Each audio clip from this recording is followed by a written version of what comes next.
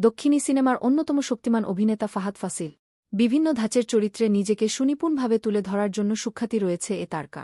সম্প্রতি পুষ্পা সিনেমায় নেতিবাচক চরিত্রে অভিনয় করে সর্বভারতীয় তারকার তকমা পেয়েছেন তিনি। তবে এবার আইনি জটিলতায় পড়েছেন ভারতীয় এ অভিনেতা। তার বিরুদ্ধে অভিযোগ, কেরালার একটি হাসপাতালের জরুরি বিভাগে মাল্লাম সিনেমার শুটিং করার কারণে চরম ভোগান্তিতে পড়েন রোগীরা। পরে তারা কেরালা রাজ্য মানবাধিকার কমিশনে অভিযোগ জানান। মানবাধিকার কমিশন সিনেমার নির্মাতাদের বিরুদ্ধে আইনি পদক্ষেপ নিচ্ছে। এক প্রতিবেদনে পিঙ্কভিলা জানিয়েছে, কেরালা রাজ্যের অঙ্গমালি তালুক হাসপাতালে দুদিন ধরে পেইনকিলি নামের সিনেমার শুটিং চলছিল। সিনেমাটির প্রযোজক ফাহাদ ফাসিল। হাসপাতালটির জরুরি বিভাগে দৃশ্য ধারণেই ঝামেলার সূত্রপাত। শুটিংয়ের কারণে নাকি এক রোগী জরুরি বিভাগে যেতেই পারেননি, কারণ সেখানে কাউকে প্রবেশাধিকার দেওয়া হয়নি। মানবাধিকার কমিশন মনে করছে এতে সাধারণ মানুষের স্বাস্থ্যসেবার বিষয়টিকে চ্যালেঞ্জের মুখে ফেলেছে।